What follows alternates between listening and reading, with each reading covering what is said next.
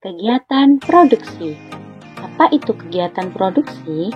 Kegiatan produksi adalah sebuah usaha atau kegiatan menghasilkan atau menambah daya guna barang, bahan mentah menjadi bahan setengah jadi atau barang jadi, dan jasa untuk memenuhi kebutuhan masyarakat.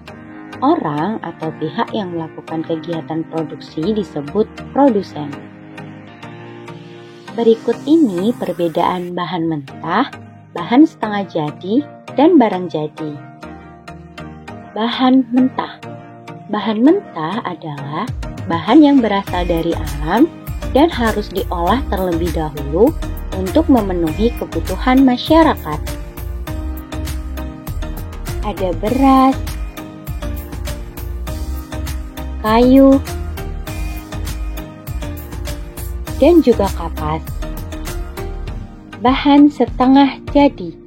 Bahan setengah jadi adalah bahan yang sudah mengalami pengolahan, namun perlu diolah lebih lanjut agar dapat digunakan. Ada tepung beras, balok kayu, dan juga kain. Bahan jadi. Bahan jadi adalah barang yang telah selesai diolah sehingga dapat langsung digunakan. Ada kue, mebel,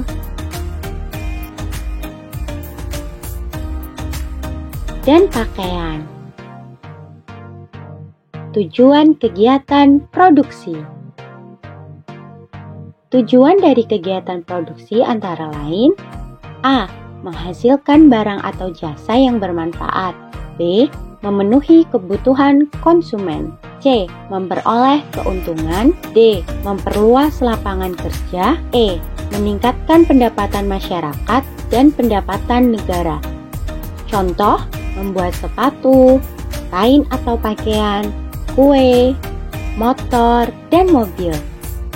Selanjutnya adalah contoh kegiatan produksi dalam kehidupan sehari-hari. Yuk kita tonton bersama teman-teman.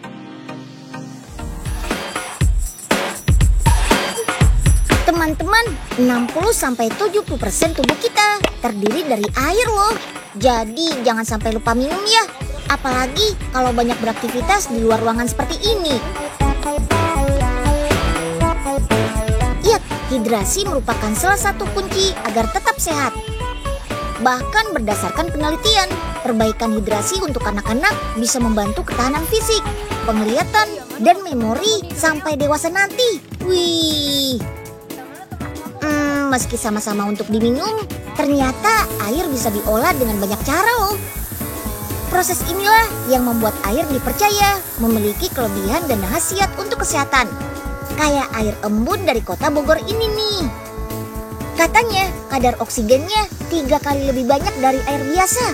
Selain itu bisa membantu menurunkan berat badan, juga menurunkan kadar kolesterol. Nah, penasaran kan? Yuk kita kemon.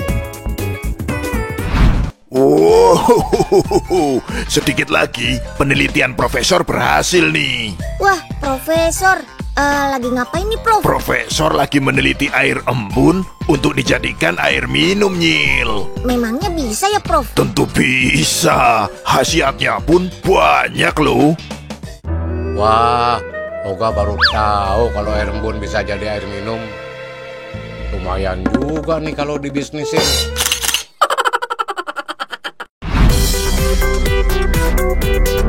Air embun didapatkan dari penyerapan udara yang lembab. Itu sebabnya Indonesia merupakan salah satu negara yang ideal untuk pembuatan air embun.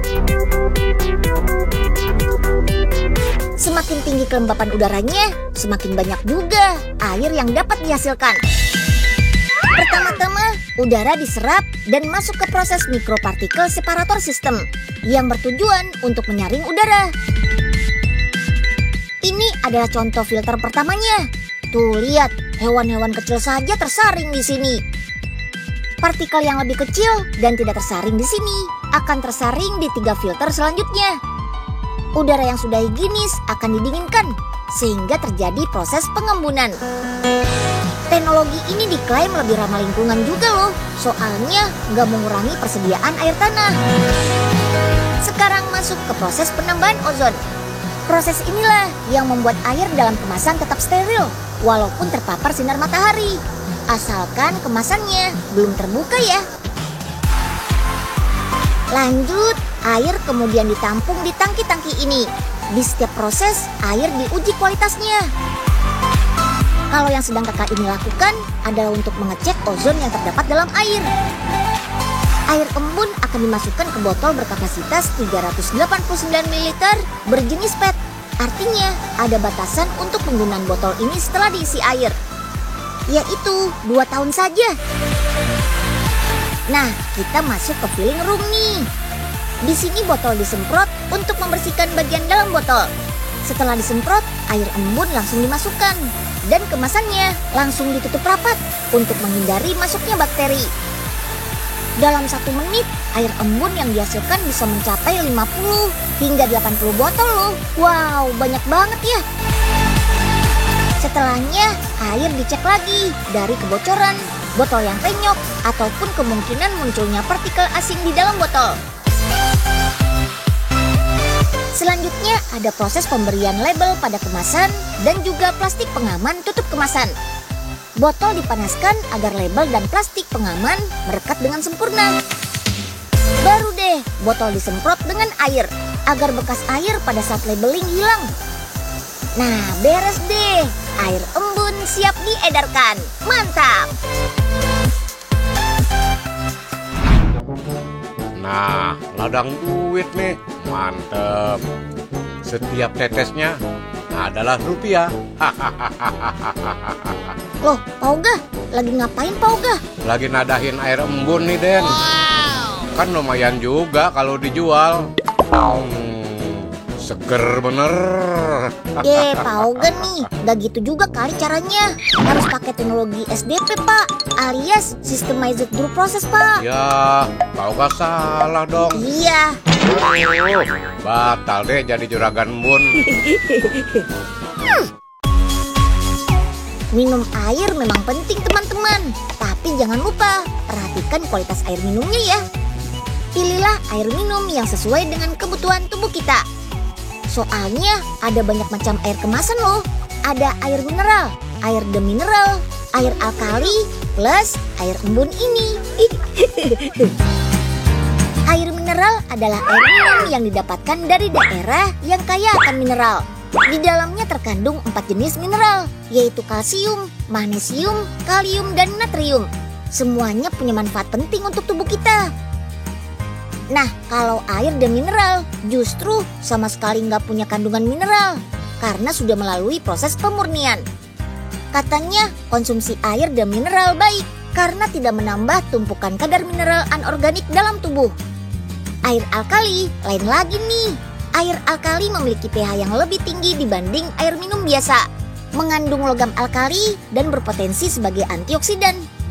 Tapi konsumsi air ini hanya disarankan dalam kondisi tertentu, misalnya tekanan darah dan kolesterol tinggi. Karena air alkali bisa menurunkan keasaman alami lambung yang berfungsi untuk membunuh bakteri. Terakhir, ada air embun. Selain bebas mineral anorganik, air embun juga kaya oksigen. Air ini juga terbukti berkhasiat untuk menurunkan kadar kolesterol, menurunkan berat badan, dan mengencerkan darah loh. Mantap!